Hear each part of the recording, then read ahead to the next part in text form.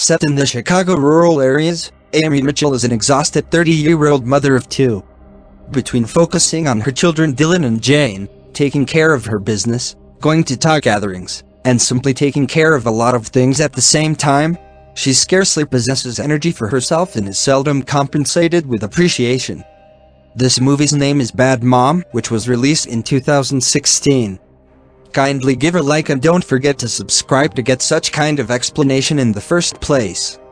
The tie is controlled by wonderful mother, Gwendolyn James, who is constantly trailed by her two attendants Stacy and Vicky.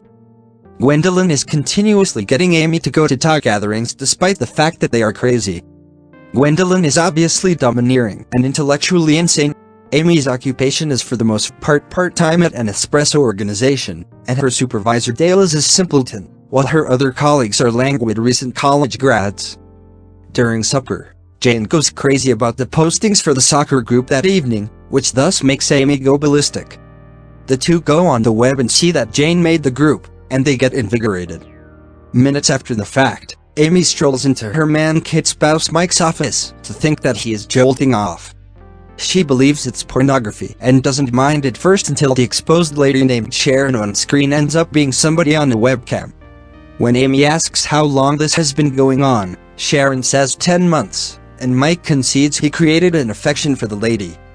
Amy removes Mike from the house. The following day, the family's canine Roscoe isn't feeling good, so Amy needs to accept him with her as she drops the children off at school. Gwendolyn alarms her, making her spill espresso on herself. She requests that Amy go to a town meeting that early evening time with respect to a heat deal. Amy takes off to the vet and is informed she needs to convey the canine the entire day since he has dizziness. This makes Amy miss a significant gathering at work. She is then late to get Dylan and Jane from school, and Jane is late for her most memorable day of soccer practice.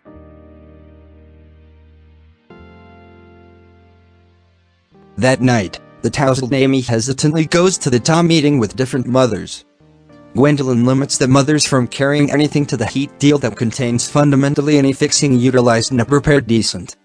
At the point when she relegates Amy to the occupation of getting rid of the terrible fixings, Amy lays down the law and states what a furious day she's had, and the way that she is burned out on all the rubbish, so she stops the talk.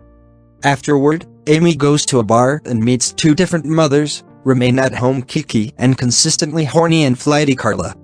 The two of them acclaim Amy for expressing out loud whatever they've forever been too reluctant to even think about saying. The three have drinks and talk about the difficulties of parenthood.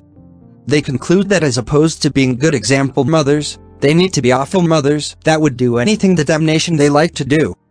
They start by going to the grocery store and making a wreck by eating anything they desire and making a chocolate milk martini.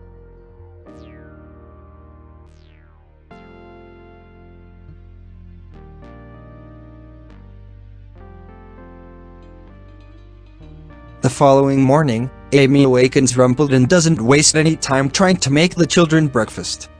She takes them to school in Mike's Red Games vehicle and afterward has a pleasant calm breakfast without anyone else like she's fantasized about, passing over work. The point when Dale calls her on speakerphone, she tells her colleagues a horrible manager.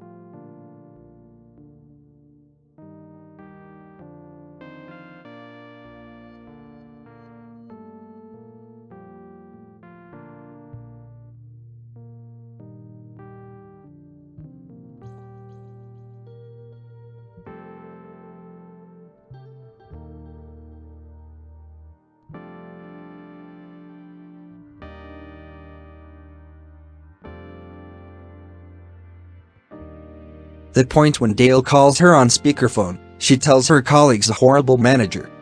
Amy gets together with Kiki and Carla to head out to the motion pictures.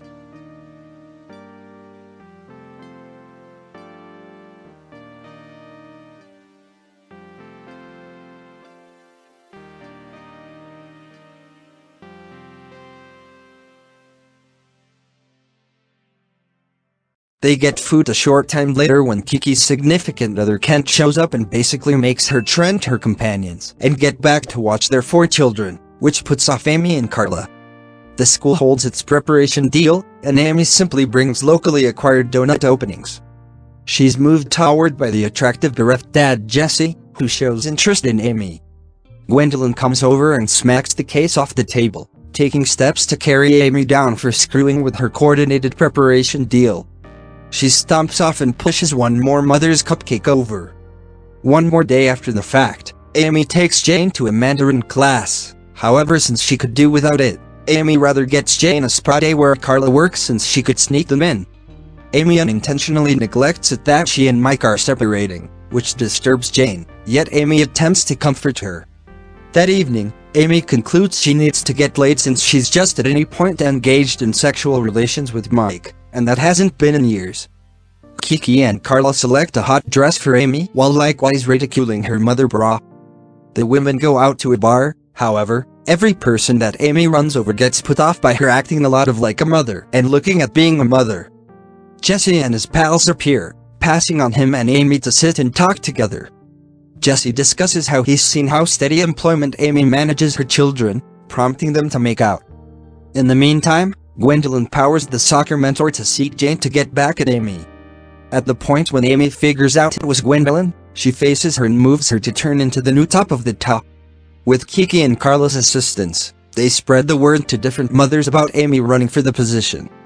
At some point, Dylan gripes to Amy about her not completing his school project for himself and for not making breakfast any longer. She lets him know that he's become entitled and that he'll grow up to be spoiled assuming he keeps it up, so he can be impacted to change. Amy, Kiki, and Carla hold a party at Amy's home for the mothers to inspire them to decide in favor of her. Just a single mother appears, and that is on the grounds that Carla took steps to bang her better half. Different mothers are at Gwendolyn's rich party since she employed Martha Stewart. Notwithstanding, Gwendolyn exhausts different mothers by recommending they have all year school. The mother at Amy's party texts different mothers, and everybody goes out. They wind up having a great time, and Martha even heads over with jello shots. Each lady there drinks messes about and acts insane. Carla becomes so inebriated that she makes out with a couple of single parents. Gwendolyn, Stacy, and Vicky head toward Amy's home to watch her give a discourse on doing less as opposed to workaholic behavior themselves and their children. The mother cheer for Amy, however, Gwendolyn chooses now as the ideal time to retaliate. She and her companions slip into the school around evening time and slip something into storage.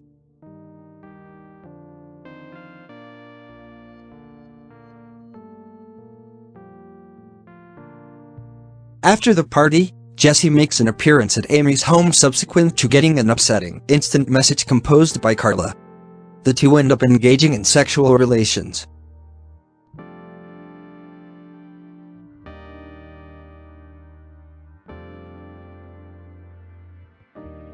The following day, Amy gets shocked when Mike gets back and claims that he needs to figure out things.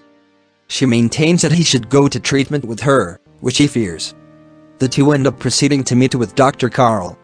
At the point when she makes Amy and Mike pretend to one another, their actual sentiments emerge, in which Mike says Amy is a stickler and Amy says that Mike is youthful and deadbeat. And both of them simply aren't enamored any longer.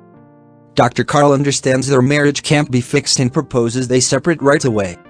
The two leave, yet they apologize to one another in part based on better conditions.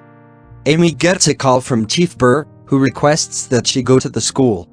A sack of joints was tracked down in Jane's storage, and Burr was clearly warned by a concerned parent. Amy realizes it was Gwendolyn, however, Burr actually dismisses Jane from the soccer group and suspends her from school. Jane runs out in tears, and Amy follows.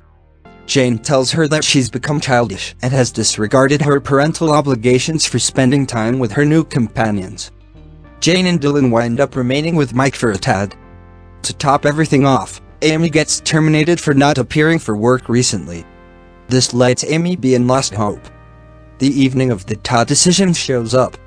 Gwendolyn gives a long discourse, passing on Kiki and Carla to go to Amy's home, where she is hopelessly watching a film. The two move her to get up on her feet and exact revenge on Gwendolyn for harming Jane. They drive off to the school in a wild ride in Mike's game's vehicle.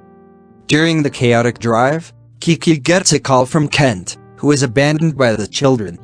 He requests that she return home, however, she, at last, supports herself and lets him know it's his chance to manage the children.